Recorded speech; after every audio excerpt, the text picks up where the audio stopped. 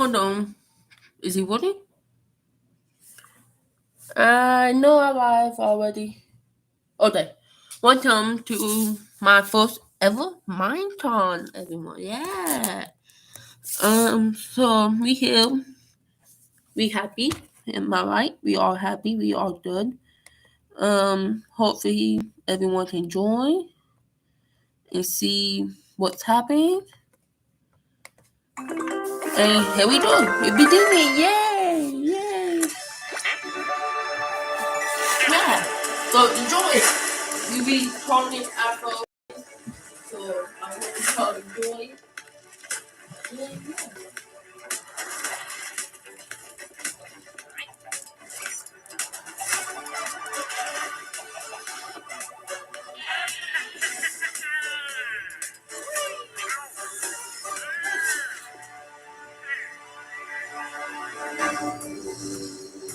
Hello and welcome to Minecraft Live 2021. I'm your host and chief storyteller of Mojang Studios, Lydia Winters. We have an exciting show for you today, filled with all things Minecraft. You'll vote a new mob into the game, hear what's happening in Minecraft Dungeons, learn how to design and play with your own Minecraft mob, find out the next Minecraft update, and much, much more. Seriously though, we have a packed show for you. The best part is that you get to hear everything directly from the cool humans making it, and they will give you the inside knowledge that no one outside of Mojang Studios knows, our best kept secrets, until we tell you all of them today. So let's do it.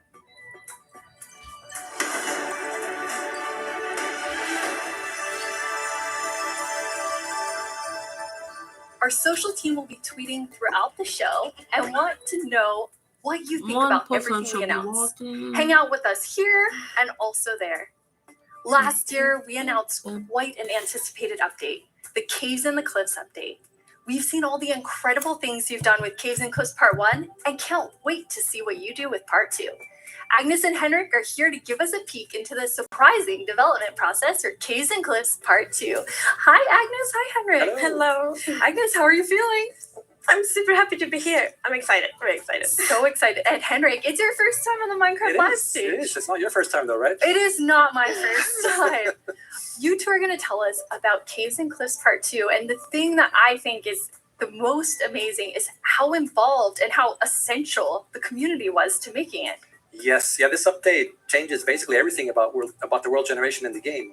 So we've added like massive mountains, massive caves, and it's been really hard to kind of balance that because we want to add all this new cool stuff. But when people are playing the game, we also want them to be able to encounter like the old familiar stuff. So this balancing act is really hard. So as designers and developers, when we test the stuff we built, how do we know if it's any good, right? How do we know if it's better? So we've needed a lot of help, and we've definitely gotten it.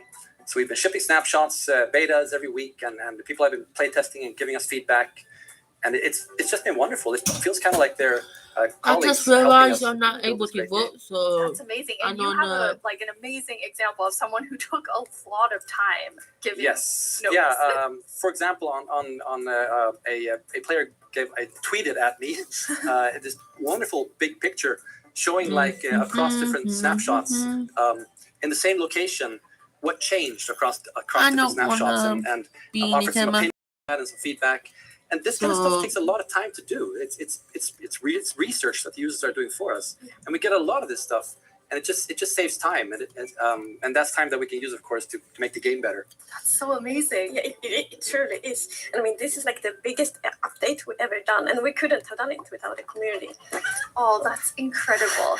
And I know you were kind of nervous when you decided to split the update and tell everyone about that. Yes, I mean it's a very big decision, and we took it together as a team. But yes, when it was time to announce it was quite scary. But we thought the best thing is just to be transparent, because as we know, Minecraft is crafted together with the community, and then it's going to be as honest as we possibly can. And then when we did announce it, everyone was just so caring and understanding, and it shows we have the beautiful community. We absolutely do. And it was so nice as a team to be able to not rush it. Since this change is so big, to be able to do it properly and take the time Y'all might be and able really to do it sell well. what? So I don't know. we're super thankful that we got so strong support for it. That's awesome. And I mean, sometimes during the development process, like things change and you decide you want things to be bigger and better, which kind of moves them to a different timeline. And I know we have one of those today. Yeah, we do. So we have been working quite a lot on like the Deep Dark, the Warden, and the Skulk Sensor, and we're so excited about this, and we know everyone is. And so it's got to be bigger because we really want to do this right and do it with super high quality. But that's also the reason to that we have moved it to the next update instead. And we're going to talk about the next update at the end of the show, Yes, right? so we're going to show both some new things from the Deep Dark and some other new things. So that's exciting. So we'll move the Deep Dark feature set into the next update, which will be after Caves and Cliffs Part 2. And we're going to look at that later in the show. You're going to get to see some really cool stuff from Brandon. Now, Henrik and Agnes, you two are working with an awesome team of developers. And this was like quite a technical challenge. So we have an inside look at sort of a lot that went into Caves and Cliffs Part 2. Yes, let's watch it. The best part of my job, I think it's just creating a game.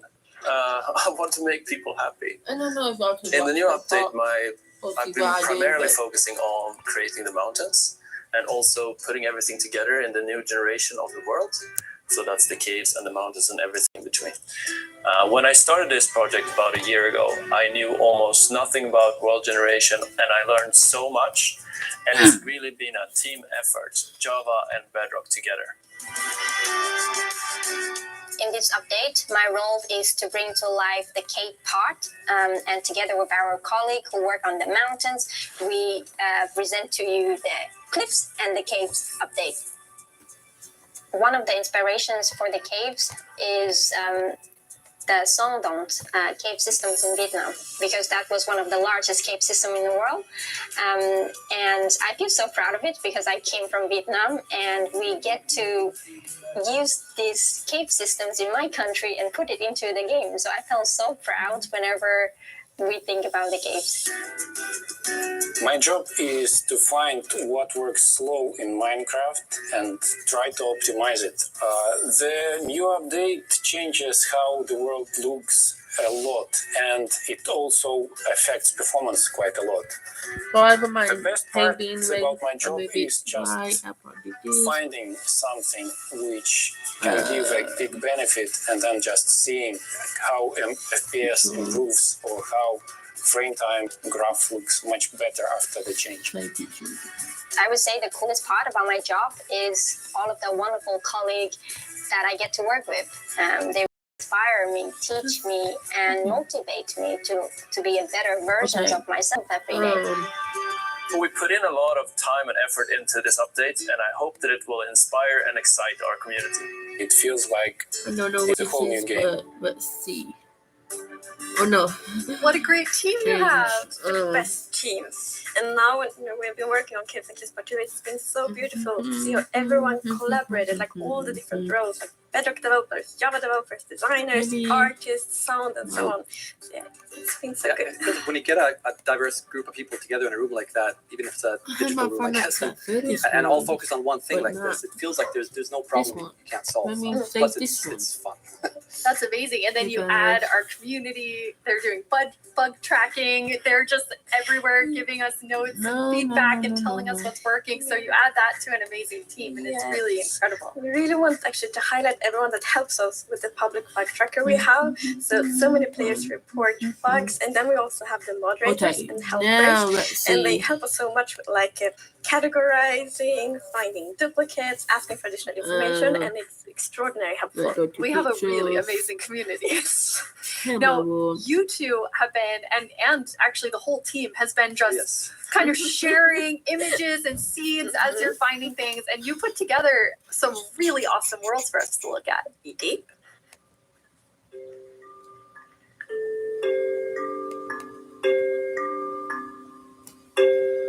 Why is he not? Okay, hold on, y'all.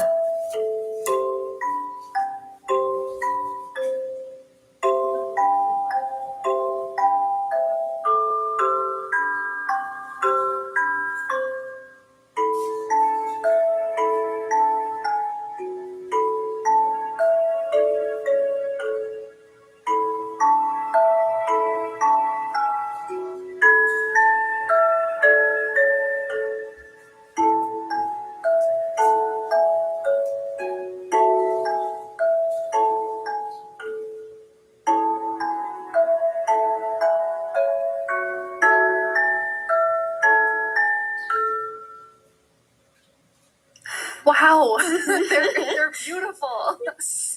Yeah, what's interesting about this is when you look at that video, like initially the plan was just big mountains and natural looking cool mountains and caves. But as we started working on it, the scope kind of grew because we realized that we need to change all the terrain to make this all fit together. But once we started seeing that work, and it was so fun to see how the team started realizing that we're really onto something. This is going to be great. And seeing that inspiration spread and then also spread out to our community through the snapshots has been really fun. Yeah, and we have been playtesting a lot, and we're like, we couldn't stop playtest We because get distracted. we all the just time. found so many cool places, and I felt so inspiring, and that's what we want to do with Minecraft. We want to inspire everyone to play Minecraft in their own way, and like we really feel that this new world generation inspires like going on adventure, building, telling stories. So it's very exciting. That's amazing. And I mean, so you make all these changes, but then obviously we have so many players who've been playing for so long. I mean, the two of you have worlds that are like 10 years old. And I just love the approach you took to keeping everything really safe for players who have existing worlds. Yes, it's very important for us to be respectful to players' worlds, and like Minecraft should be a game you can trust, because if you know that it works and it will work for many years, then you can spend like all this love and time on your Minecraft world. So in Caves and Cliffs Part 2, we have actually done two things mainly to make sure that everything works well, and the first thing is blending. So as you can see in the picture here, to the left we don't have blending. So then when you update your old world to the new world generation, it would just be like an ugly edge. But now with blending, it's actually all smooth and pretty. That's beautiful. That makes a huge difference. And Henrik, I know the other part you want to show us with your own world. Yeah. So what happens if you open your old world with a new version of Minecraft? And I took a look at what happens in my old world, which I've had for like 10 years, playing with friends and family. And let's take a look. So there it is. Wow. All that old stuff we built 10 years ago. But that's what happens when you open the world in 1.18. So it basically generates new caves beneath the old areas. And That the idea is to is create the awesome. illusion that was there the whole time. We just didn't go there until now. And wow, look what I found. Yeah. Don't look, Henrik. There's so many spoilers there under your world. So many cool things. I was squinting, okay? Okay, good. That's like the first thing I'm gonna do when I update is just like digging straight up. Well, not straight down actually, but I'm gonna see what's under my base. That's so cool. I just love that it adds so much to the existing worlds that our players have. And so you're keeping them safe and adding a lot to it. And that's also an important thing. We don't want to force players to have to pick between just the new or just the old. So we want them to be able to experience both things in the same world. That's amazing. Throughout the show, we're going to have creator questions, and you two get to have the first one. All right. Will Java and Bedrock get part 2 at the same time? Yes, the plan is to release this on Java and Bedrock at the same time, and also to ship it with what we call seed parity. And that's what does that mean? So seed is this name for the magic number that is used to determine how your whole world looks like. So every world is unique, and that's driven by the seed. And when you create a new world, it gets a randomly generated seed. But if you dig that seed up, if you really like what you see, you're like, wow, this world is wonderful. I want to share it with my friends. You can dig up that number and share it with others. And then if they open a new world with that seed, they'll see the same thing. But what's new for this update is that also works between Bedrock and Java. That's amazing. So if you create a world in Java and you think it's beautiful, you want to share it with others, anyone who opens a world with that seed, regardless of which edition they're playing, will see essentially almost exactly the same thing. That fun nights. I mean, it's almost identical. And then it's a thing in the community, you find a super cool location and you share it, like, look at this world I found. And before, you couldn't do that with players on the other edition, but now everyone can just share cool places together. And I think that's really nice. It's really amazing. I mean, when you find these amazing epic things in Caves and Cliffs Part 2, you obviously want to be able to share them. So seed parity is huge. I think everyone's going to be so excited about So we're not 100% there yet, but close. It's Getting very close. similar. Details will be different. But seed almost parity. seed almost. That's it. That's what we're going to call it. So I know everyone is Maybe it can be anxiously, including myself, waiting for this update. When do we get it? So it's actually almost done. So we're going to release it in a month or two. Am I still- That is amazing. Thank you so much, Agnes and Henrik. Thank you. Caves and Cliffs Part 2 will be coming to a screen near you in 1 to 2 months. And speaking of screens, soon there will be another place to play Minecraft. On November 2nd, Minecraft comes to Xbox Game Pass for PC. Minecraft. It's a game all about togetherness and teamwork. Let's take a look at some of Minecraft's most terrific teams. Zombies and the Drowned. Maybe not the best example. Let's try another. Cobblestone and Mossy Cobblestone. A relationship that's truly rock solid. Nothing different back then. Oh dear. How about Steve and Ain't that Creeper? Okay, maybe not Steve and Creeper. Not them. Not them either. Ooh, that's gotta hurt. You realize this is going out live, right? If we don't find a great example of Minecraft togetherness soon... What's that, Goat? You've got the best example of togetherness yet. Okay, this better be good.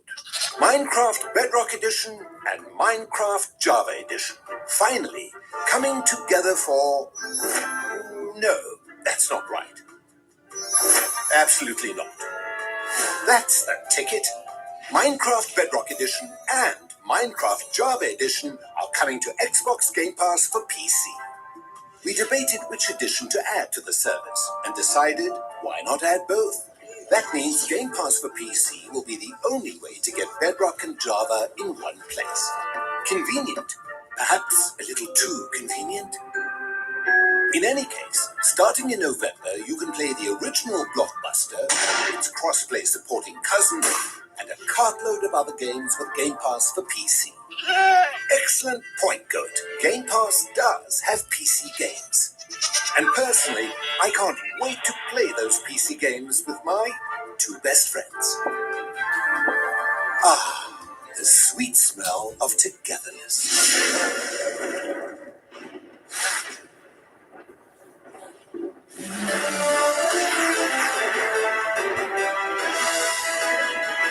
Hello, Minecrafters of the world. I'm Fubui, and I'm back yet again to help guide you through this year's incredibly important and potentially life-altering vote. Remember the Phantom? For an amazing mob that will be added to Minecraft. No. For those of you who haven't been a part of Minecraft Live before, here's how it works. Our developers came up with 3 different mobs that they think could potentially be a great addition to Minecraft for a variety of reasons. But you, the community of Minecraft players around the world, get to decide which one gets further developed and brought into the game in a future update, and which ones will live on only in our hearts as what could have been. Like you, little baby. I'll never forget you. Moving on. The actual winner of last year's intense mob vote was none other than the Glow Squid. If you haven't run into these majestic creatures swimming around under the stars on a clear night, you are really missing out. But that was last year and this is now. So here's what you need to do. We have 3 mobs for you to choose from, and there will be 2 rounds of voting.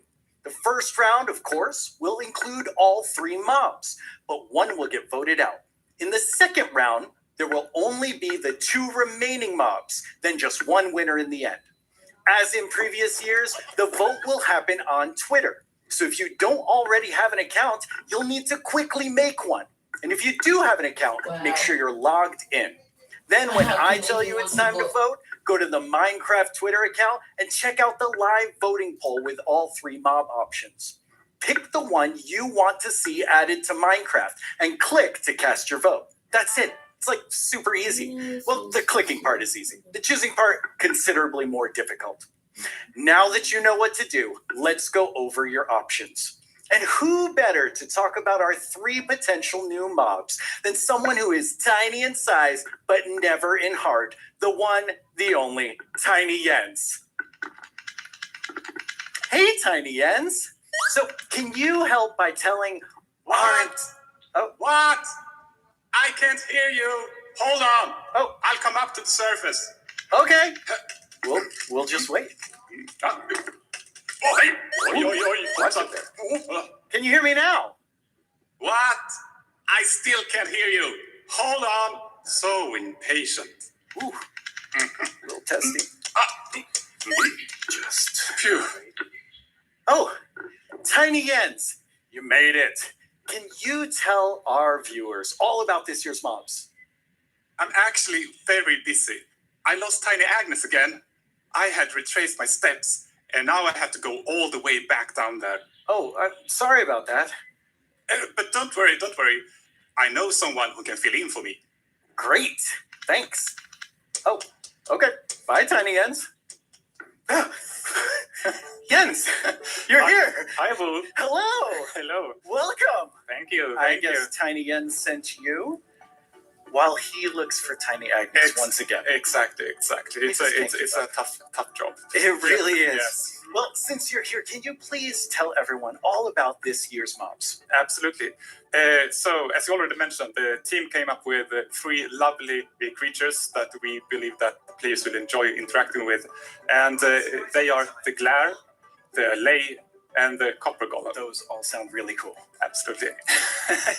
And to begin with, we have the Glare, which is it's a creature that flies around and doesn't really like dark areas because it knows that in dark areas there might be monsters spawn. Yes. So naturally it goes to those areas and gets really grumpy about it, and and that is to bring that player's attention so that the problem can be fixed. Okay.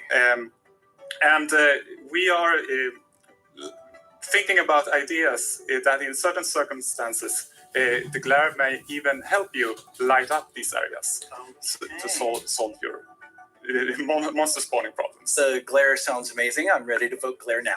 Yes, but then we have the LA, which is also a flying, lovely creature that loves music and who doesn't? Nice sounds. And if you give it an item, it will start looking for similar items lying around and bring them to you.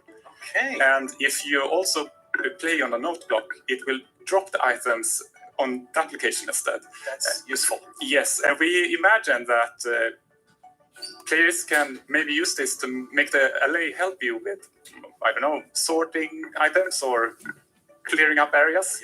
I think there are many possibilities. Okay, so vote LA. I get it. Yes, but then we have the Copper Golem. And as the name implies, it's a golem made out of copper. So it's an excellent use for copper. And it will also interact with you. And since it's made out of copper, it will over time oxidize and maybe turn into a statue. But don't worry, you can deoxidize it using an axe, or it actually carries around a lightning rod on its head. So a lightning strike can also deoxidize it. Wow. In addition, it loves pressing buttons a little bit randomly, specifically copper buttons. But it randomly presses. Yes, so that can also be used in some interesting contraptions, we believe. That's amazing. So Copper Golem, LA, Glare, all sound good. How do people choose? I think it's going to be quite difficult. But you've given them a lot to think about. So I think people will figure out what they like the most. Yes. Well, thank you so much, Jens, for coming by. I have now a creator question for you. Hola, soy el 97 de México y tengo unas preguntas para ustedes. Primera pregunta, ¿cómo deciden qué mob poner a votación cada año? Segunda pregunta, ¿cómo se le ocurre al equipo cada nuevo mob? Última pregunta, ¿se basan en los comentarios de la comunidad de fans o es inspiración del equipo? Okay, those 3 questions I think everyone wants to know the answer of. Yeah, well, ideas and inspiration can come from many places. Sometimes it just spontaneously appears when you're walking around in the park, or often you play other games, watching movies, or playing Minecraft.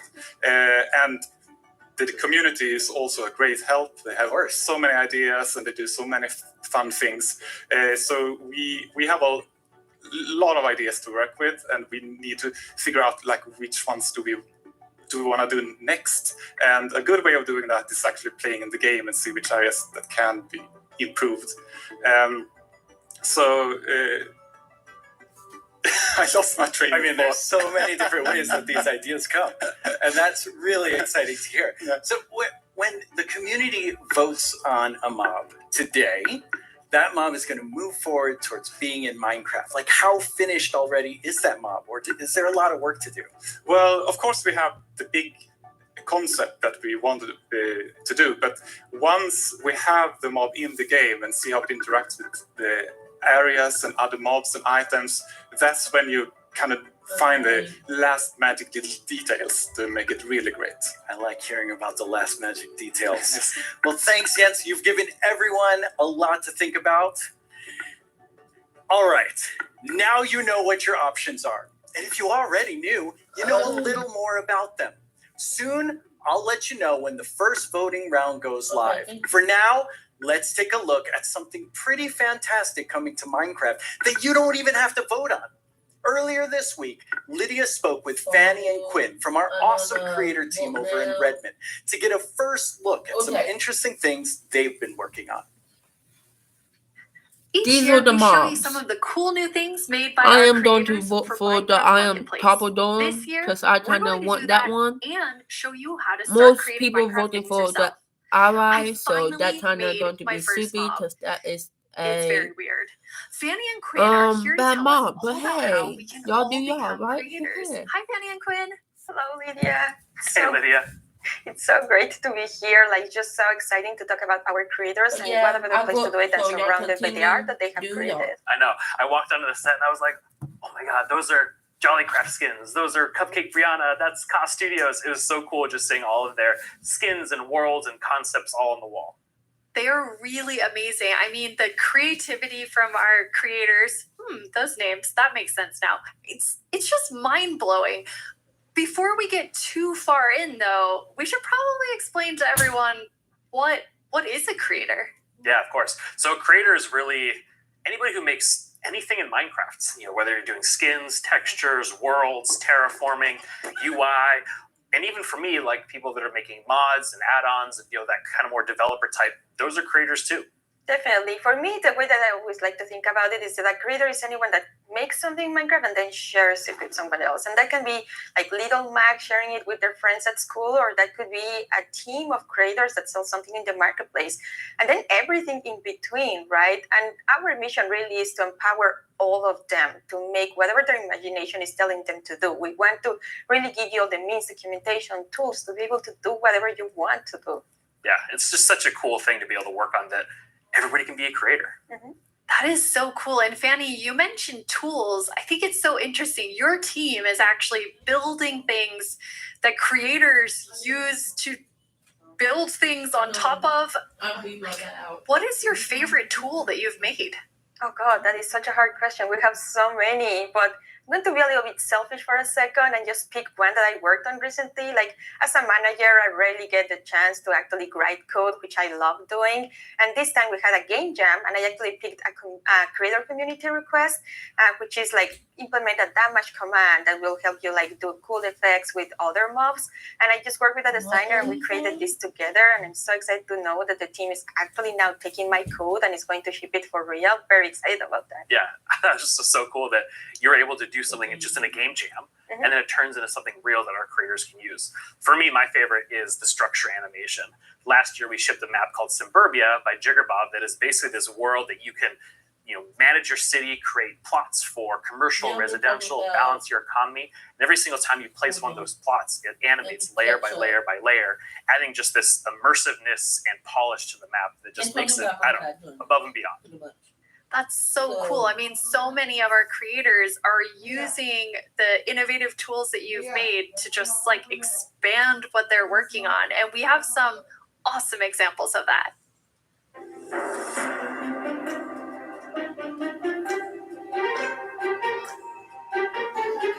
I'm watching the book football. The Ethan is 11. The ally is 51. Papa Dawn is 48. So not too bad.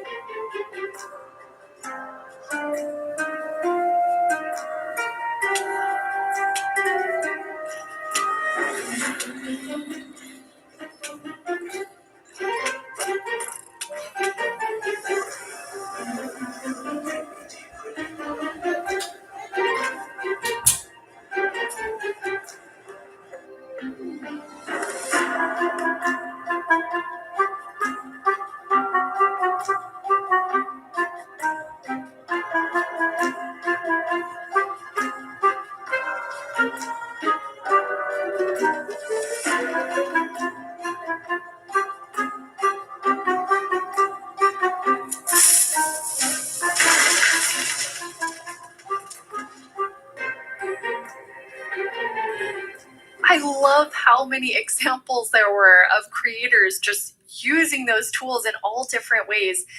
What's that like for you to see, Fanny, when your team, you've all been working on making those things for our creators?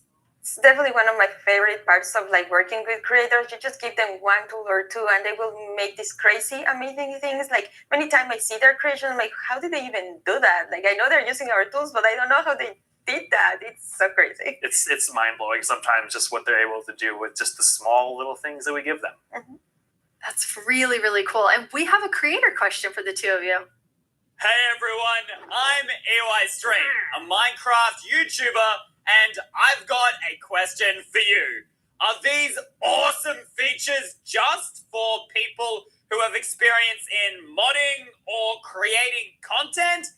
And if we wanted to, how do people learn more about these features? It's such a great question because the answer is no. They aren't just for, advanced modders or people that have been in the community for a long time. We actually just launched a new website we call Learning Portal. It's on minecraft.net/creator. And on that site, it basically links out to all of our resources to how to learn how to become a creator, learn how Minecraft content creation works. It also links out to our brand new documentation site that allows you to just go super deep into, learning the components and learning entities. And then the coolest thing that we added, which is how we made our mobs, is we use the Minecraft Entity Wizard, which is created by Yanis, and it's a Blockbench plugin that allows like super easy creation of mobs that you can add to your own Minecraft game. Hello everyone, my name is Yanis. I'm a software developer and Minecraft content creator. In 2017, I started to create my own 3D modeling program called Blockbench. The program is all about creating boxy, pixely models, which makes it perfect for the Minecraft art style. Today, Blockbench supports many Minecraft formats, ranging from Bedrock Edition add-ons to Java Edition resource packs and mods. The program is used by Minecraft creators all around the world to create models, animations, and player skins. Almost all 3D models you see on the Minecraft marketplace were made in Blockbench, and it was even used to design some of the new vanilla mobs, such as the goat and the axolotl. This summer I've collaborated with Mojang to create a new plugin for Blockbench. The plugin makes it super easy to get started with add-on creation by generating everything you need for a custom entity in just a few clicks. I'm going to demonstrate the process by making a simple grizzly bear. To install the plugin, I'm heading to File, Plugins, Available, search for the Minecraft Entity Wizard, and press Install. That brings up this handy shortcut on the start screen. Let's go! I'm going to pick a preset that looks similar to the grizzly, like this polar bear, and I'll use the same for the behavior. Okay, now the add-on is created on your computer. Now let's start customizing our model using Blockbench. For this example, because we already have a bear model, I'm just going to recolor the model. Of course, you could also change the whole model to turn it into something entirely different, like this butterfly that I made, and is based on the vanilla bat.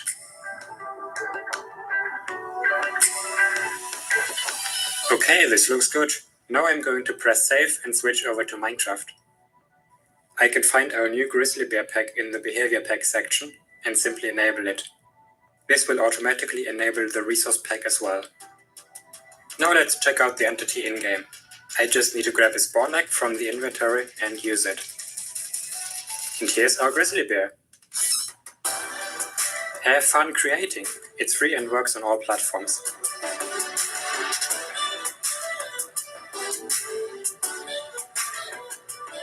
I already told you all that I made a mob, but actually all three of us made mobs because we wanted to showcase that anyone can be a creator. So Fanny, tell us about your adorable mob that you made. Thank you. Yes, I was so excited to know that Blockbench was a thing because I immediately thought I need to add my dogs to Minecraft. I really, really love them. And I was just so excited. Like Blockbench made it very easy for me to just obsess over every single detail. Like every pixel was like, does that look like my dog? And then I also modified the geometry, especially the tails, to look like the exact twist that my dogs have. I really obsessed a lot. And I was very happy, especially when I was able to add my own animation. I'm definitely not an art person, and I just made it so that it like wiggles their tail when they're sitting. I was just so happy to be able to do it. They turned out so good. I thought it was super cute that you were able to get both of them in there. Thank you. So me being kind of born in the Pacific Northwest, outdoorsy. I mean, I'm wearing flannel on the stage. I wanted to kind of pull something from that nature. So I made Evelyn Evergreen. She's this kind of cute little evergreen tree that you maybe see, walking around the deep forest, kind of fantasy driven. Then I animated the arms and the legs, just these little stick legs that kind of walk around, just to add something, kind of cute and cool to the forests. Her eyes are really staring right into my soul. I love it. I would love to just happen upon Evelyn in the forest. So I went a totally different direction from the two of you. I know, Quinn, you built your mob from scratch. Fanny, you built yours on top of the wolf. I built mine on top of something. I did not animate. I just wanted to do the beginner's course of Blockbench. And so I made something very near and dear to my Florida heart with a twist, which is what I'm calling an alolotl, an axolotl, and an alligator. It's kind of like a little dragon. It does look like a little dragon. It's a pretty good mashup there. I think it's great. Yeah, I thought an alligator and axolotl would be super innovative when added together, but it does just look like a dragon. But I'm okay with that because I am a creator now based on your definition, because I made that and I showed it to all of you, which seeing something that you make in a game that you've played, for me for 11 years, it was amazing. It is so rewarding, really, to be able to just do that. So we encourage you all to try it. Like if someone that paint is the only skill that I have, I know everyone can do it. So please go install Blockbench and try it out. We would be so incredibly proud to just see everything that you have built. We would love to see it. Yeah. It's available on all the platforms, and just post them on Twitter, post them on wherever you do, and we'll probably run across some of those, and we'd love seeing them. Oh, I can't wait to see what everyone else creates. And I mean, I think that our mobs are definitely ready for the mob vote next year, so we don't even have to work on anything else. These three are perfect. I'm gonna have to talk to the team about that. So we're not professional creators, obviously, by our mobs, even though they're lovely. But Quinn, you get to work with people who, this is their full-time job, making Minecraft content for Marketplace. What is that like? It's something that I'm just immensely proud of. Being able to see so many people engage in the marketplace and allow creators to become full-time Minecraft content creators as their careers. I think it's incredible too, because the marketplace doesn't just support these huge studios, but we also have really small independent creators that make just texture packs, or like Charloquin Schematics. That's just a family on the West Coast that makes their own worlds. And the fact that the marketplace can support all of them and make it their full-time jobs is something that is just so cool. There's so much new content that our creators have made that we put together a video with some of our favorites from this past year.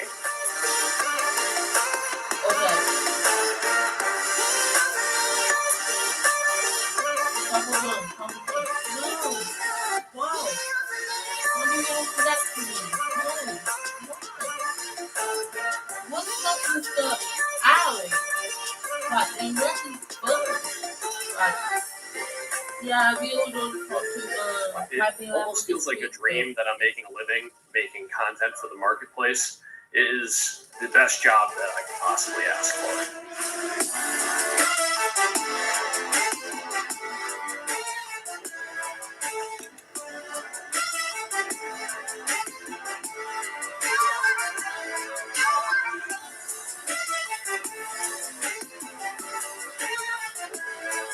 So, I think that all We just got to see some amazing reactions from the fans and people loving that. And that's just so heartwarming and lovely to see. And it really does put a smile on our faces. I don't know who wants the thing to be, but hey, that's your thing. Cussing. Let's go have the thing. The thing I like most about creating inside of Minecraft is the community that's been built up around it. There's so many amazing creative people, and it's been a privilege to be able to meet and work with so many of them.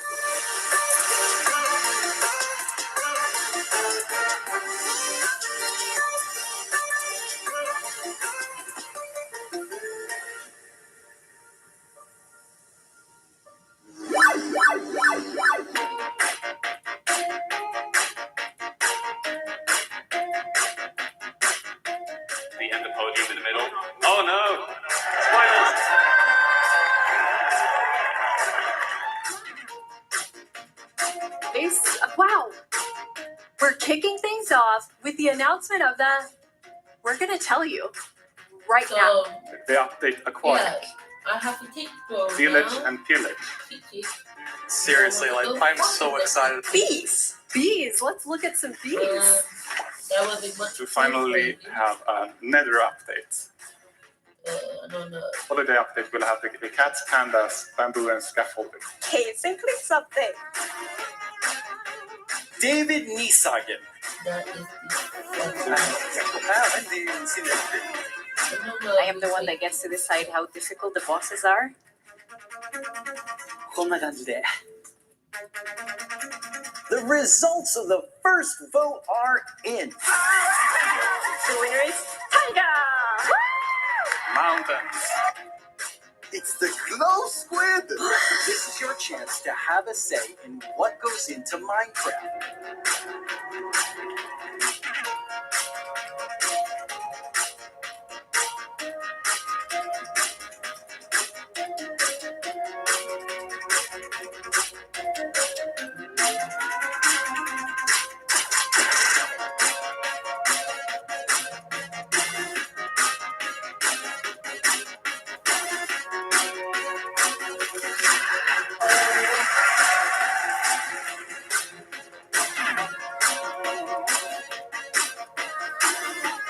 Go, go, go, go, go.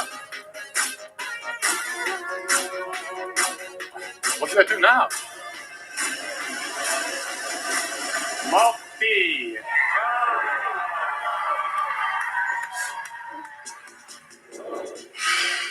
10 years ago, I stepped on the Minecon stage for the first time. I still get nervous and excited every single time I'm on this stage, but mostly I feel incredibly honored to be in front of you. I hope what you see and feel from each of us at Mojang Studios is our passion for Minecraft and our gratitude to all of you in our amazing community. Okay, now before I get even more sappy than I was, let's head over to Boo and hear more about the adorable mobs that you must pick between.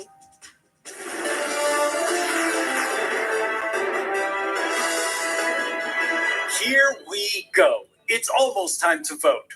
Before we do, though, let's take a quick look at your choices once more. We have the Glare, a mob that lets players know when they're in an area that's dark enough for monsters. You can bring it with you, and it will fly to dark areas. When it gets grumpy, you'll know that it's dark enough for monsters to spawn. Then there's the Allay. If you give it an item, it will collect matching ones for you. It also loves music, so if there's a note block nearby, that's where we'll drop these items for you.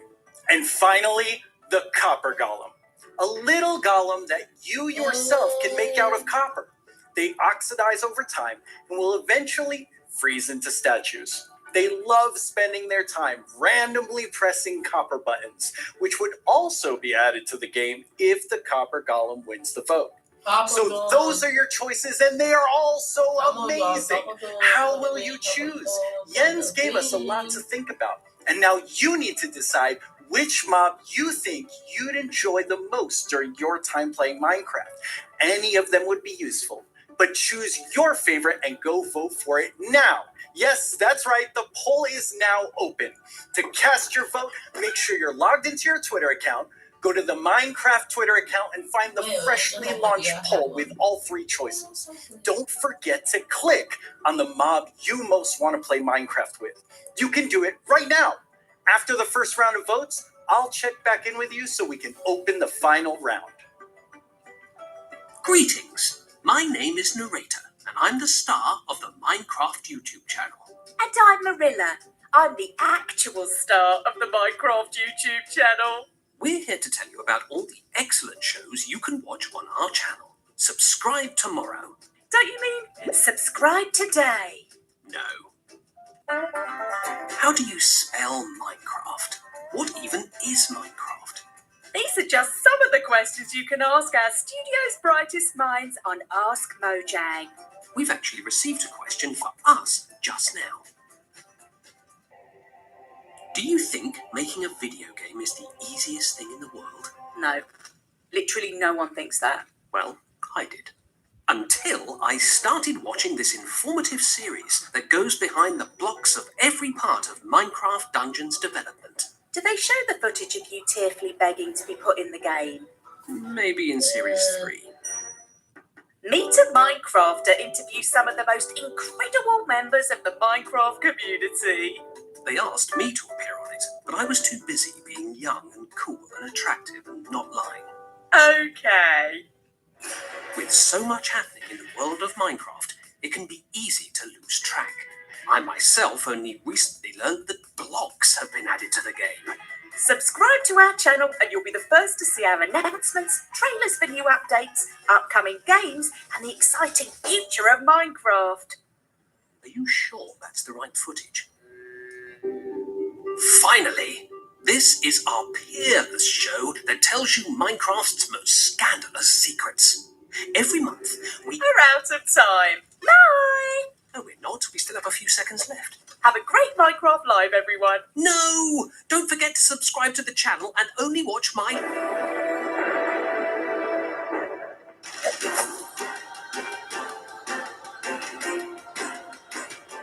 Now let's welcome Laura to talk all about Minecraft Dungeons. Hi, Laura. Hi. So you have a pretty cool job at Mojang Studios. Yeah, I think I have the coolest job. It's sometimes difficult to believe, but I'm the lead designer of Minecraft Dungeons, and that means that I get to decide a lot of small things and details and bring a lot of ideas to the table. So hopefully make the game a bit better. That does sound cool. Yeah. You and the Dungeons team have been working so hard recently, and you've recently had a couple of really cool releases. Yeah, it's been crazy. We recently released to Steam, and I did something that they never recommend you to do, but I did it anyway, and I read the reviews, and That's dangerous. Yeah, it was, but it was so positive. It was so full of excitement and love for the game, and yeah, we were so proud to see how much the community loves it. So yeah, we were very happy. And also this week we've released the Spookier Fall update, which brings back a lot of spooky modifiers to the game, gear, a new cape, a new pet, and there's my new favorite armor, which has a spoon steering in your head. I love that one. Yeah, it's lovely. I like it so much. A lot of fun to stare at while you're playing, but it might distract you a little. Hopefully not too much. So those just came out, but we also have some new and exciting things to look at that haven't come out yet. Yes, let's check it out.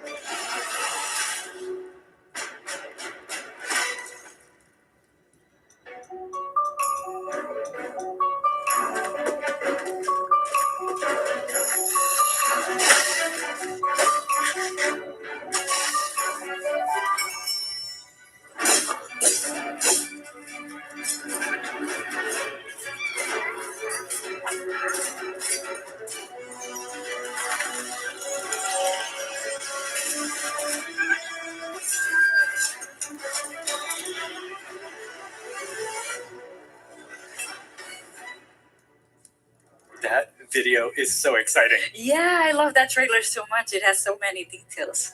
So there's a lot going on in that video and a lot to talk about, but why don't we start with, now that DLC is done, What are seasonal adventures? Right. Yeah. Now that we are over with the story of the Orb of Dominance, we sat together with our friends at Double 11 and we started working on seasonal adventures, which are a new way for the player to progress through the game and increase in ranks, gather points, and hopefully get cool rewards at the end. That sounds amazing. Yeah. So how long did they last? Right. Seasonal adventures, although the name is seasonal, will be infinite technically. Okay. So, for instance, say we release seasonal adventure number 2, you will always be able to go back to seasonal adventure number 1, gather some rewards there, go back to number 2, gather some rewards there. So it's a bit up to you what you decide to do with it.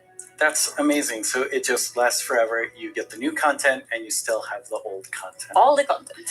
And speaking of content, what are some of these new things that players can unlock? Right. Yeah, we added tons of new rewards that are completely new to the Minecraft universe. Some old, some new. We have tons of new pets. We have things like the duck and the fox, and I am so in love with all of them. We have flares, which are new VFX that you can apply to your character. So whenever you drink a potion or you beat an enemy, you get to show off a little bit and get some shininess there. Also, we got in some emotes, which are these little dances or little expressions you can do with your character. Show off a little. Yeah, exactly, and have some fun with your friends. Why not, like we see here, having a party? Also, we added tons of new capes because everyone loves capes. They do. And tons of new skins, just in case we were missing. That's a lot of skins. Yeah, that's a ton of skins. Yes. Well, now we have a question from a Minecraft creator. Right.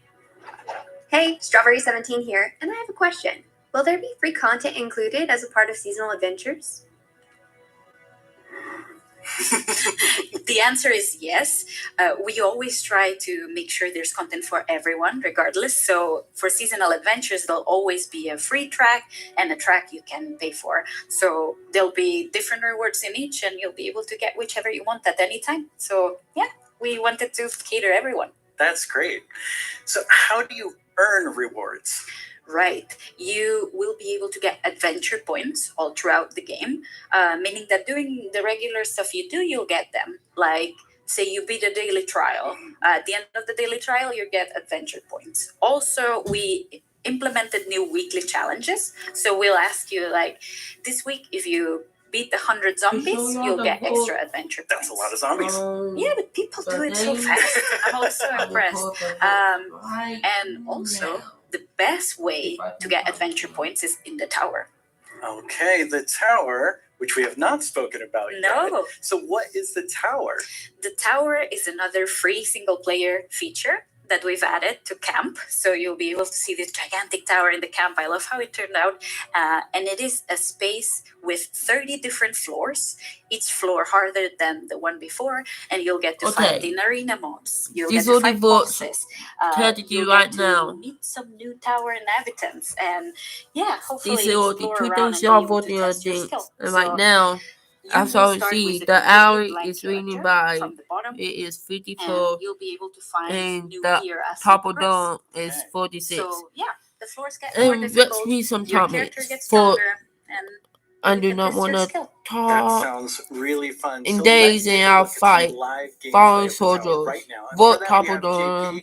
Hi, JP. Someone literally made I an think actual he's thing called of a after top a of large dome. villager. Top of I dome, think top of he stole dome, it top from of dome. me. Make the right choice My stuff. for the Let's top. go loot the tower. Jack. Nice. Whoa, this is a Right. Tiffany So we account. prepared some special floors to This- showcase you here. can't just so this say is an that. example of a very early floor in the tower.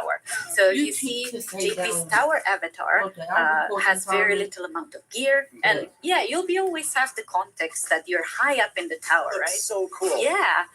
We also wanted to make sure that Top of the dome, tower top of was a dome. sensible, magical Please vote space. top of dome right Yeah, here. we have a boat, we have I a shall river, why see. not? So you will be able to find There a ton is of magical everyone at spaces top of and dome. new characters. But for some reason, the So votes yeah, this one was of quite easy, they as you can winning. see. Since it's But very hey, early y'all on. do JP's y'all doing really well. Yeah, exactly. Y'all know my And vote. we can see a sneak peek up there in that balcony. That's our tower keeper. Very cool. Yeah, that's a character that will guide you through the tower, and yeah, will guide you around and whoop. Wow, JP did really well. Yeah, Maybe it was a so little fast. Too easy. Yeah. So each of these levels generates itself, but you can come back for up to 2 weeks and replay the same thing. Right. Yeah. Our tower runs will be seeded. And they will change every 2 weeks, meaning that for 2 weeks, you'll be able to learn what happens in every floor. So say I reach floor 5 and I get defeated at floor 5. So then next time around, I'll remember, I should have chosen a different weapon. And then I bet I could have done it. So yeah, you can share those tips with your friends and you can learn together how to go through the tower. Yeah, practice and get better. Exactly. All right, let's give JP a real challenge now. Right. We're going to go up the tower to a much higher floor. Right. You ready, JP? Let's do it. Right, so here we've prepared a sample of what a harder floor could look like. So we try to add new exciting combinations of mobs that we've never had before. So JP is right now fighting jungle mobs, but there'll be ice mob together with them, and there'll be some new mobs. Here you can see some tower rapes that spawn fire in different new combinations. We also will have tower guards, which are extremely bulky guards. We even have a guest in the mix, and JP's getting sniped by it. So we're getting that's a tower guard right there. So yeah, we're getting tons of new combinations and new ways to experience the game and defeat mobs and find strategies. And Gas looks really difficult. yes, it is.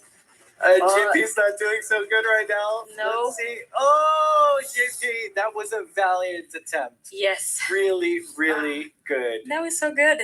So you've talked about so many new things, but Yeah. when will people get to see them? Right. We'll get to see them.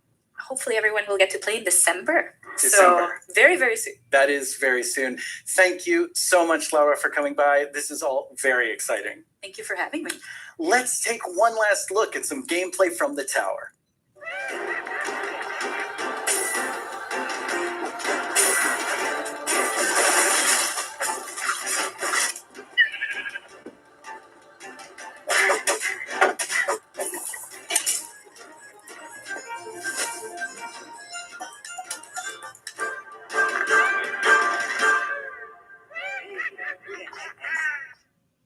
Once again, our friends at Element Animation have made us something to enjoy and perhaps even sing along to, all while taking us through everything you can do right now from Caves and Cliffs Part 1. Try not to get this one stuck in your head all week. I only say this because it's been stuck in mine. Hey, you two! Have you discovered all the features in Part 1 of the Caves and Cliffs update? Well, there's brand new colored candles and the lichen makes rocks glow. You'll find some amethyst if you look inside a geode. The buds grow into clusters, then you get shards when they're mined. These are just a few of all the things there are to find, like jump across some drift leaves, nature has from these. Spending too much time in powder snow will make you freeze. You can mine raw copper, smelt some ingots into blocks. A lightning rod in thunderstorms will stop you getting shot. Copper oxidizes, but to stop it, make it wax. Craft your raw ores into raw rocks if you've got too many stacks.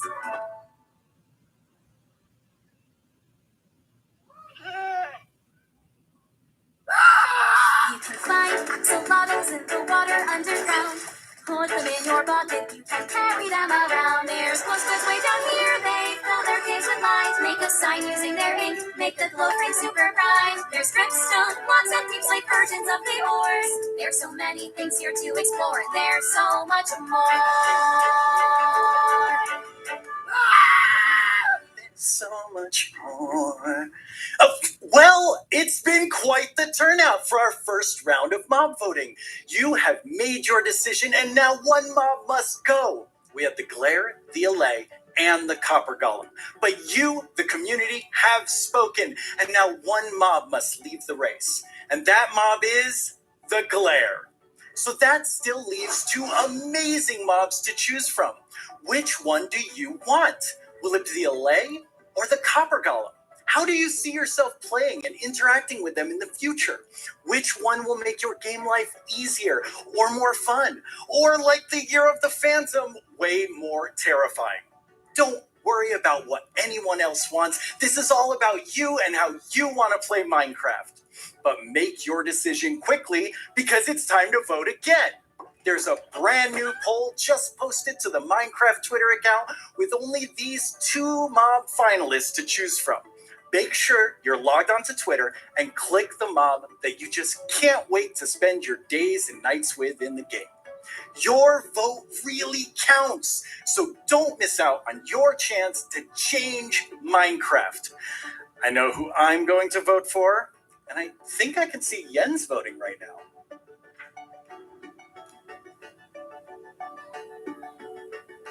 Okay, so I know this will come as a surprise to pretty much all of you, but I definitely didn't love everything about school. Maybe that would have been different if I had Minecraft in my classes. Minecraft Education Edition is available for schools, homeschools, and after-school programs. You can explore awesome education content in Minecraft Marketplace. Learn about everything from sustainability to ancient worlds, even how to speak new languages, all in Minecraft. The coolest part is seeing how with Minecraft, the students often become the teachers. When I tried becoming the teacher in my 5th grade science class, well, let's just say it wasn't appreciated.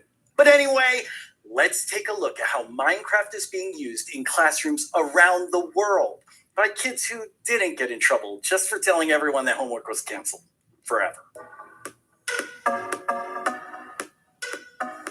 Young people all over the world are using Minecraft to explore issues that matter like social justice, climate change, and indigenous rights. We have different classes such as Braille and Sign Language. We reached out to one of our teachers who learned Braille and she taught us a thing or two. Take a look at what these girls built, a school of the future. They thought about clean energy and inclusive design. An interesting fact about our building is that we used coding to build a playground. It was very fun to make. Students in India and Malaysia translated ancient myths into Minecraft worlds. Under the guidance of my educator Kamal ma'am, I would like to present to you an indigenous tale, Chiri and Ka, from Punjab, the land of 5 rivers. In Canada, Australia, and New Zealand, classrooms are using Minecraft to explore indigenous cultures. And they're not just building blocks, they're building super useful skills. Games like Minecraft prepare you for the future, teaching us how to work together, solve problems, and even write code. Normally in school, it's like, here's this, do this, off you go. But now it's like, blank schedule, Minecraft, yes please. This summer, students imagined a greener New York City in an epic citywide esports battle. I don't know about you, but I wish I had this in school. I think I would have been all over this. Absolutely. Kids in Wales designed more sustainable rugby stadiums. Teams of students built turtle habitats and wind farms. And in Slovakia, young people imagined a bee sanctuary in Minecraft. During this build, I learned that bees do this thing called swarming. We can live more sustainably, we can treat one another better, and can we all agree that learning should always be fun? Let's build a better world together. Game on!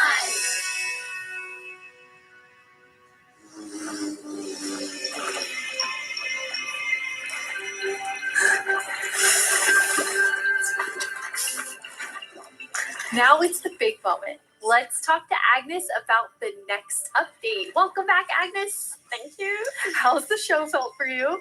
Super good. Like, I think it's a really fun show, and also, of course, we've shown so many exciting things. Absolutely. I mean, I'm feeling quite nostalgic since this is number 10, and I have to say, I was the 7th employee, the first woman on the team, and when I see you leading Minecraft, I just feel so excited about where we're going. Thank you. That was very sweet of you. And of course, we managed that lead it together. But I'm like the creative lead, and I'm super happy about that. But it feels quite surreal because I also used to be a Minecraft player and love this game, and Yeah, I'm very happy and lucky to be here. Yes, I think we all feel that way, and it's so cool having so many people on the team who play and love it and care about it, and like we all feel like, I mean, we are part of the community too. Yes, we definitely are. And now, Agnes, you are going to reveal to us what the next update is. Yes. Okay. So the next update is called the Wild Update. The Wild Update sounds very, very intriguing. So what does it encompass? So the word wild mainly means like two things for us. So the first thing is like beautiful nature. And the second thing is like really scary challenges and adventures. Oh, that sounds awesome. And so what we're going to do is we're going to have some of our gameplay designers come and tell us more about specific things about the Wild Update, because there's these different parts to it. And we have the first one here, which is our Deep Dark expert, Brandon. Hello. Hi, Brandon. Welcome. Thank you. So we've moved the Deep Dark into this update. Can you talk to us more about why? Yes, I mean, one of the biggest things about the Deep Dark and the Warden and the Skulk is that it's just expanded. It's gotten bigger, and we really wanted to make sure that we did this right and that we didn't just rush it. That includes even unique loot inside the Deep Dark as well. And yeah, we also want to make sure that let's actually look at some of the new things that we have in it right now, which is the ancient cities. That's awesome. I can't wait. Oh, wow.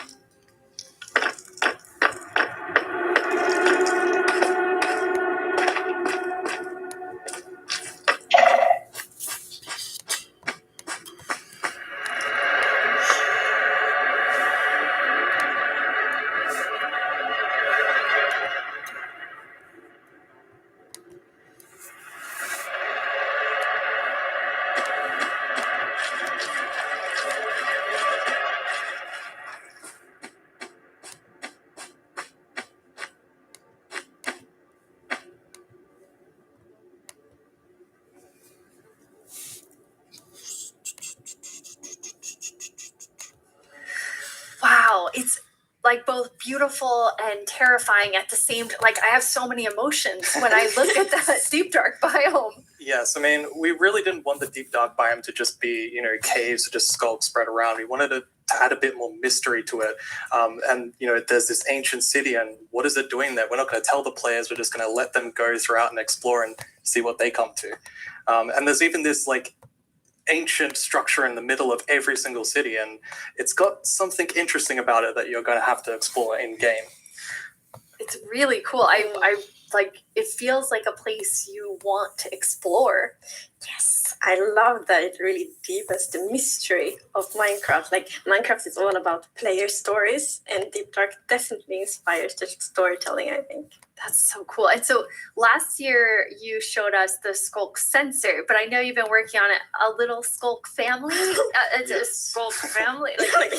Maybe they're not so cute. Not so friendly, no. Yeah, last year we focused a lot on the Skulk sensor, but since then we've kind of been trying to figure out what do all the different blocks in the Skulk family do. And one of them actually is something called a Skulk catalyst. And the main thing about the Skulk catalyst is it's actually what causes the Skulk to spread. As you can see here, whenever a mob dies, such as a zombie, near the Skulk catalyst, it actually spreads Skulk underneath it. And the amount is based on how much XP that zombie would have dropped. Wow. So, the Deep Dark, it's kind of overgrown with all these Skulk blocks, so that means that lots of mobs must have died there. Quite a lot, yes. Make it less scary. Oh, and as you can see here, when you mine some of the Skulk blocks, you actually get enchanting points. Yes, and of course, if you still want to get some of the blocks for decoration or something, you can just use a Silk Touch. And then we have the Skulk Shrieker. So when this block is activated, it's gonna give that really scary shriek sound that you heard now. And it also gives this darkness effect, so it's like pulsating darkness. You can even see now when you're sneaking and you step on a skulk sensor, even sneaking it will activate. Wow, okay, definitely not a friendly family. No. And I will say to our younger viewers, in a minute we're gonna show you a clip that's a little scarier. But I mean, Brandon, those have so many things that players can do with them. Like, Yeah. what do you imagine them doing? I think the Skulk Catalyst is going to be really interesting because, you know, when you could create a mob farm with it, like through the tech community. Usually when a mob dies, it doesn't drop XP unless you, the player, actually kills it. So with this, you might be able to create some sort of XP farm. Ooh. There's lots of opportunities. And you can build like experiences for other players. Like imagine building like a haunted mansion or a really dark forest, and then you have the shriekers. Terrifying. So then, you know, when players out walking and then they activate the shriek and hear like That's amazing. Or you do that all around your world, and just whenever anyone's visiting, I'm not going to visit your world. Shriekers are just shrieking. We have a community question for you. Hi, it's Junta from Germany, and my question is, what was the inspiration behind the Shrieker? Yeah, I mean, that's an interesting question. From the art side, we actually had the inspiration behind the human larynx, which is like the vocal cord or vocal structure or something, just something that represents kind of creating sounds. And from the gameplay perspective, we wanted to make sure that, first of all, the warden spawns in a unique way, and also in a way that you can avoid it. So usually you can kind of sneak around, and as long as you don't activate the Skulk Shriekers, then the warden won't come. But if you do make too many noises and the Skulk Shrieker activates too many times, the warden will come.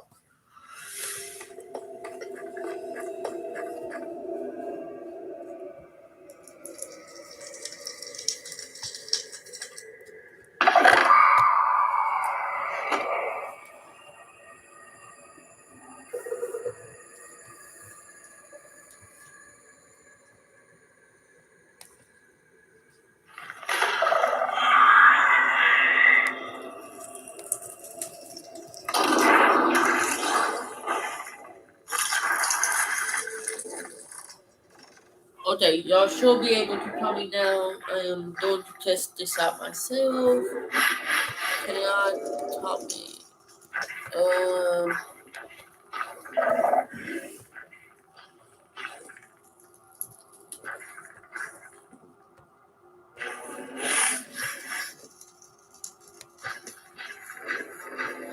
I don't know in this case, but I can tell me that. Well, we talked about. Let me go check out on different devices. I mean, like.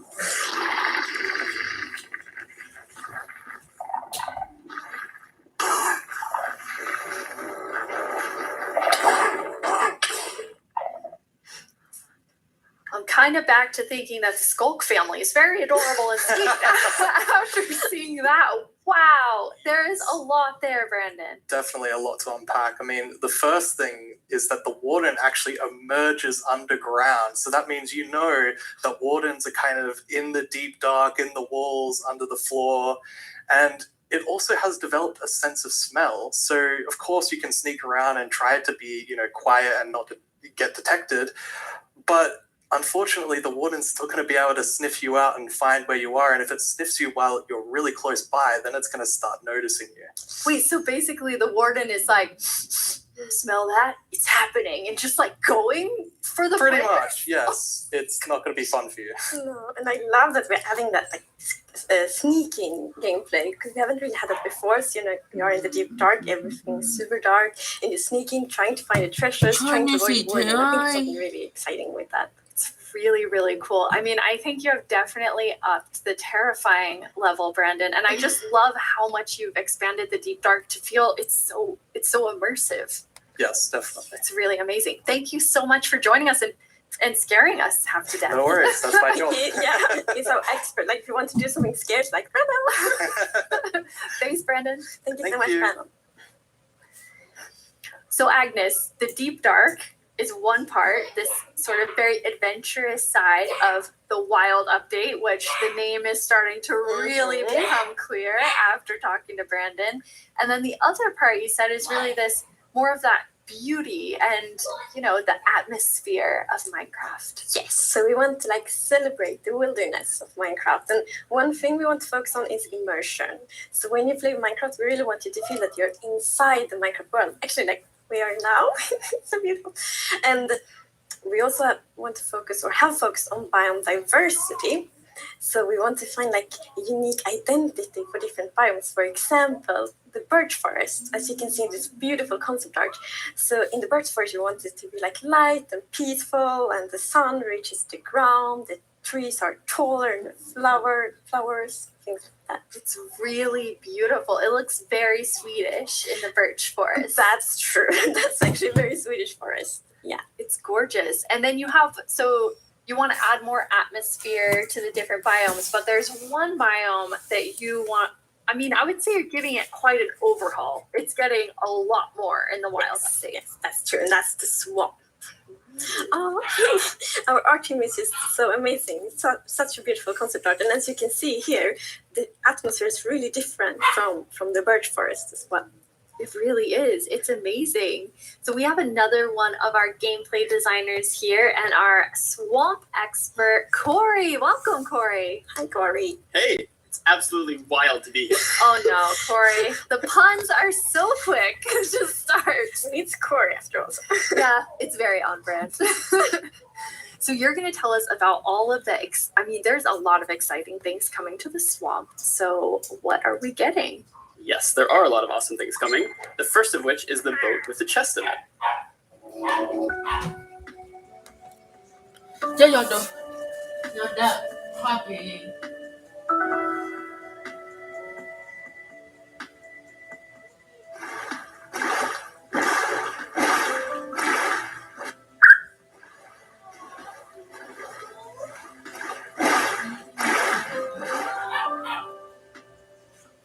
It's so useful. And relaxing. Yes, and especially now, you know, in Caves and Cliffs Part 2, we have even wider rivers, so it's easier to travel water, so it's going to be like extra useful. Yeah, and like in the aquifers as well. Yes, and like when you go rafting in the caves, you can like put your diamonds in the chest in your boat. Oh, it's really amazing. And you've been working on what I think now will be my favorite tree in Minecraft. Yes, we are adding the mangrove tree to Minecraft. So as you can see here, this is a propagule, and propagules grow from mangrove trees. They're actually like ready to grow mini mangroves growing from the mangrove. And you can see here the mangrove tree grows propped up on root blocks. It has vines hanging down from the leaves. The propagules are actually growing underneath the leaves. They actually grow from the leaves themselves. And I really like how the propagules are looking here. And okay, I'm just gonna nerd out on propagules for a minute. Okay, so in real life, the propagules grow, like I said, from the mangrove tree. And then when they fall into the water, or like let's say they fall into water, they can float for up to a year before they plant themselves in the like water, underneath the water or on land, wherever they happen to land. And mangrove trees themselves are actually amazing for like local ecosystems, fighting climate change, for local communities. They're just super trees, and I'm really, really excited that we're adding them to Minecraft. That's awesome. And this is the first sapling that you can plant underwater. Yeah, you can plant it underwater and on land as well. That's so cool. When you first showed me the mangroves and you talked about your favorite thing, the propagules, I actually remember playing in mangroves in Florida, and we would use them to like write in the sand because they're super cool. So seeing them in Minecraft is just so exciting. And of course, where there's a new tree, there must be a new wood type. Yes, the mangroves do come with a new wood type. And like always when we add a new tree, we are so happy. Like we get so many questions from the community, like, will there be a new wood type? and therefore we're so happy that we were able to add a new wood type for the mangroves. And look at it, I think it's really pretty. And you also don't see like all the blocks here. It's gonna be like a full set for the wood types. They're gonna be like doors and trapdoors and so on. That's gorgeous. I love it. I'm so excited about mangroves, but I just need to mention another thing. 'Cause we decided to go with like really big roots, and I think those are so cool. And we actually prototyped quite a lot back and forth, and it was a bit tricky to decide how the root should look like, as you see in this picture here. But now I'm so happy that we went with the like multi-block roots, because for example, when you like go with a boat and then you can go under the mangroves, and I think that adds such a nice feeling to it. Yeah, like in this picture, it's really nice atmosphere. That's beautiful. I really agree. And like when I was testing, I really loved that feeling of like being underneath it, being like this huge feeling. And I wanted more. I wanted to be surrounded by mangroves. So I was like, why don't I just make a mangrove swamp biome where I'm completely surrounded by them? So as you can see in this video, walking around, you're just completely surrounded in the mangrove swamp. It's just mangroves as far as the eye can see, just like in real life. And you have all the mangroves propped up on their roots, growing in the water, so you can take your boat underneath like Agnes likes, and you're just completely surrounded by the awesome beauty of it. It's so beautiful. Oh, and I mean, during the sunset, every time I was testing, I would actually like pause the day-night cycle just to watch the sunset in the mangrove swamp. It was super beautiful. That's absolutely gorgeous. I noticed that was not dirt. Good eye, Lydia. That was wet dirt, otherwise known as mud. That's amazing. So you've actually added mud to do something really cool. Yeah, so we're adding really cool renewability mechanics to mud. The first of which is if you take a dirt block and pour a water bottle on it, then you can get more mud. And then the other one is if you take your mud block and you stick it on top of the dripstone, it will sort of like drip the water out of the mud and eventually dry it out, which turns into clay. I love the renewable clay. Like I always need more bricks. So perfect. Yeah, your local mason isn't going to be super happy with you though. That's actually true. I have this one mason, like diamond tier mason in my village, and I always trade with them. You're taking a villager's I know, job. They might be a bit upset now, but still renewable clay. Yeah, it's really, really cool. And you're also using mud to make a new block. Yes, we're also adding mud bricks. So mud bricks are a really, really exciting like building block. And as you can see here, the brick texture is actually different than the other stone bricks that we have in the game. So they're sort of smaller, more compact, but it is really cool like to build with. It matches a lot of different block sets, and I'm really excited to build with them. I just love the look of them. They're awesome. So beautiful. We have a creator question for the two of you. どうもこんにちは、プチプチです。私からの質問はね、こちらになります。どうして泥レンガを追加することにしたのでしょうか? I'm so excited they asked this question because I really wanted to answer it. So the main reason that I wanted to add mud bricks to the game is that I really wanted people to feel like they're, okay, all around the world, there are houses built out of mud bricks. So many people around the world have houses, buildings using mud bricks. And I really wanted people who are playing Minecraft to feel like they could build their home and feel like they're at home in Minecraft. So I'm really glad we got to add them. That's amazing. Yes, I mean, it's so important for us that like everyone feels equally welcome when playing Minecraft. Oh, that is absolutely amazing. Now, so we have like amazing new trees. We have mud everywhere. We definitely need something very cute. Yes, well, very cute and quite derpy because we're adding frogs.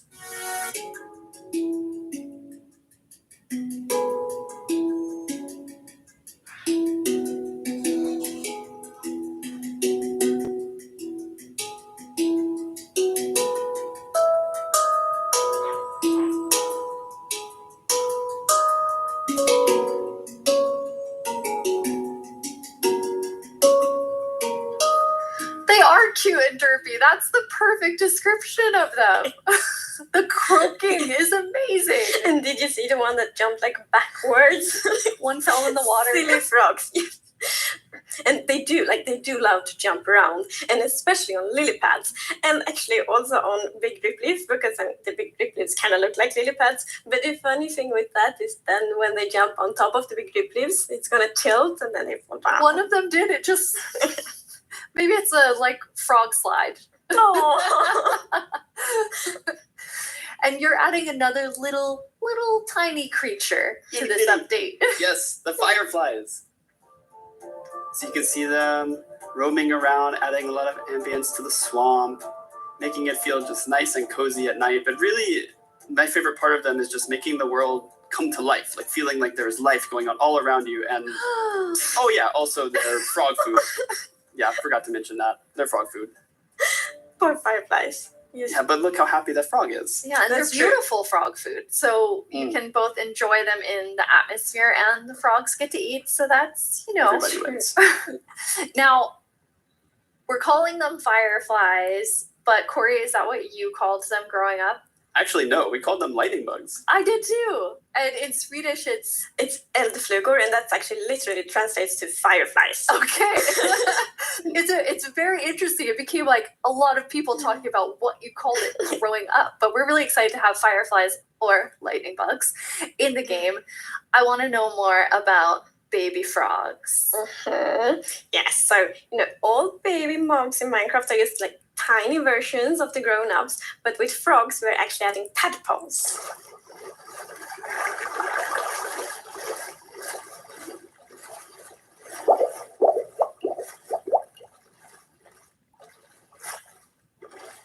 Once again, you deliver on the promise of cute and derpy with the tadpoles. We do. Yes, and you can pick them up in a bucket.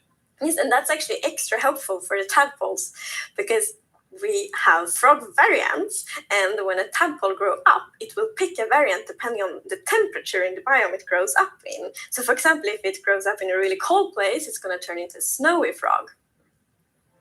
Yeah, as you can see here. So, the frogs have kind of like two main systems. One is the tadpole system, and the other one is the cold-blooded system. So, frogs are like the first cold-blooded animal in Minecraft. And in real life, there actually are frog variants that pick a color depending on, or they adapt their color depending on temperature. And we wanted to have that in Minecraft. We wanted to Minecraftify it. So therefore, the tadpole's going to pick a variant instead, depending on the temperature. That's so cool. And there are 3 variants. Yes, it's going to be 3 variants. Okay, so we've seen 2. What's the third one? The third one is the tropical frog. Yes. So let's say you were venturing out into the desert or the jungle, and you take your tadpole with you, and if it grows up there, it'll turn into a lovely tropical frog. And what I really love about the tropical frogs is how just relaxed they look, and they're like blending into the sand almost. They're just so relaxed, just chilling there. Yeah. Yes. And I think there was a reason that they were. Yes, that way. there is a reason they are white. So I was reading a lot about frogs. Always when we had something new, we read up a lot. It's super fun because we can be really geeky. And then I learned about the real-life frog that's called grey foam-nest tree frog and lives, for example, in Angola, Botswana, and Kenya. And that frog can actually turn almost white to avoid overheating. So that's like the inspiration for the tropical frog in Minecraft. I love all 3 of them. And you have these different color variations, but you also have something else special about the frogs. Yes, so each frog variant is going to have something unique that will be useful for the players. But we actually don't even know what that is yet because we are working on the frogs right now. That is so cool. So Corey, which frog is your favorite? Oh, it's got to be the snowy frog. They look so cozy. Ooh, I'm tropical frog. I'm very interested to see which one the community loves the most. I love them all of them. Yeah, exactly. Thank you so much for joining us, Corey, and taking us into a deep dive of all really cool swamp things. Yeah, happy to be here. Thank you, Corey. Thank you, Of course. Corey. I'm just going to hop on out of here. Bye, Corey. So many puns. I like that. This is quite an awesome update. And I mean, I really see the name for the Wild update. You get a bit of everything in it. Yes, and I love the contrast. Yes, you can see in this pretty concept art, it's really like that beautiful nature and the super terrifying deep dark. And I love that contrast between these 2 things. It's absolutely amazing. Well, we're getting close to the end of the show. And as always, the time has flown by. And a lot has happened during this show. So let's look back at some of the biggest announcements, and then we will reveal the winning mob.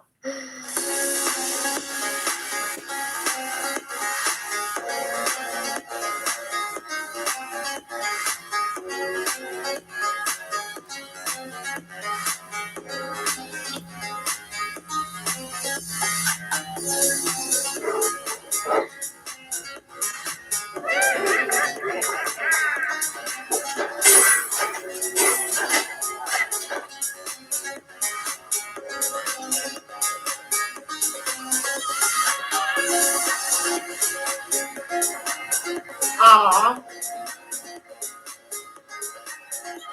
I'm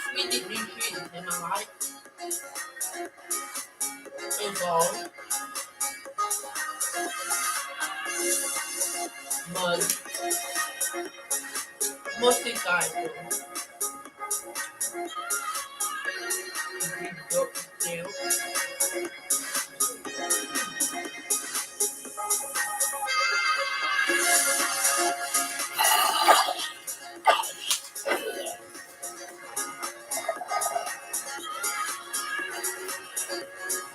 Mostly chairs.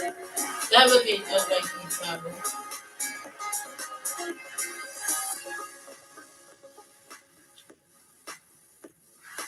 Now it's time to see what mob you chose to add to the game. Hey Jens, do you have the results? Yes, I have them right here in my chest. Wow! You really came in style.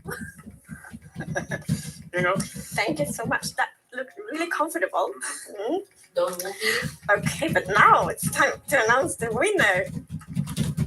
Okay, and the winner is the LA. Wow! Yes, I'm super happy about that. It's a lovely, lovely mob. Is it That nice is mob? so exciting. So Agnes, when can everyone expect the LA?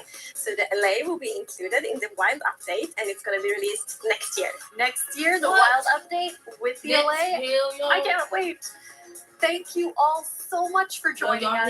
Minecraft wouldn't be what it is today without all of you. From all of us at Mojang Studios, thank you so much. Bye.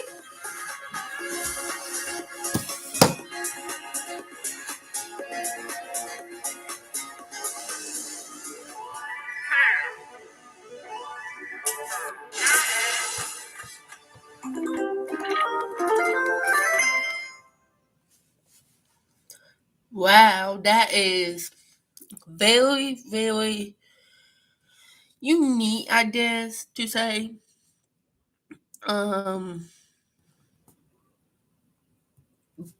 But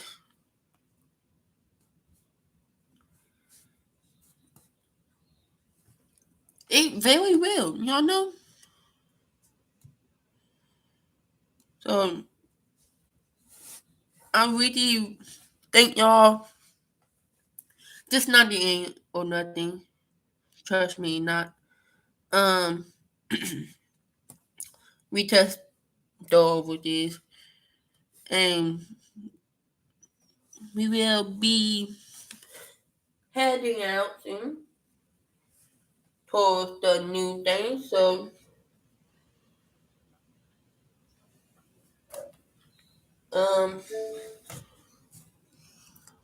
yeah.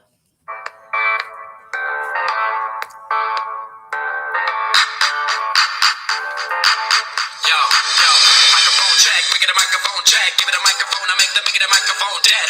Don't step to me, newbie, I can truly be moody. I could have played the fucking Grinch in the movies. I've been a part-time shadow cat, part-time. That is not a guy that I would ever want to try to battle rap. Step like a pot line, fried to a crisp, make an MC into a wide-eyed lunatic.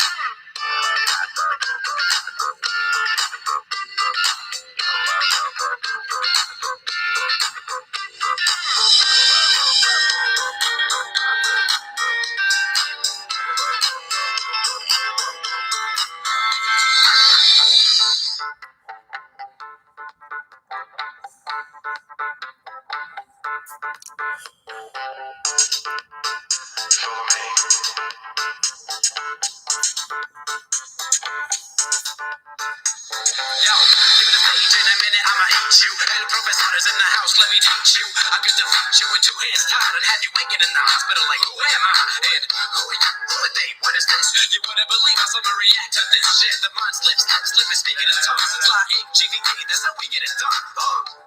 That's how we get it done.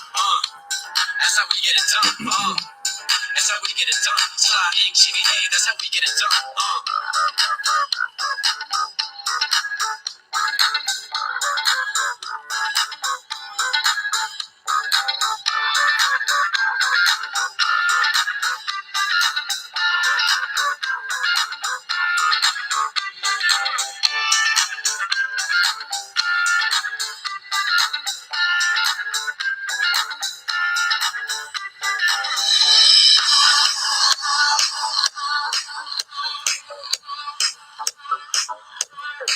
Welcome back to this.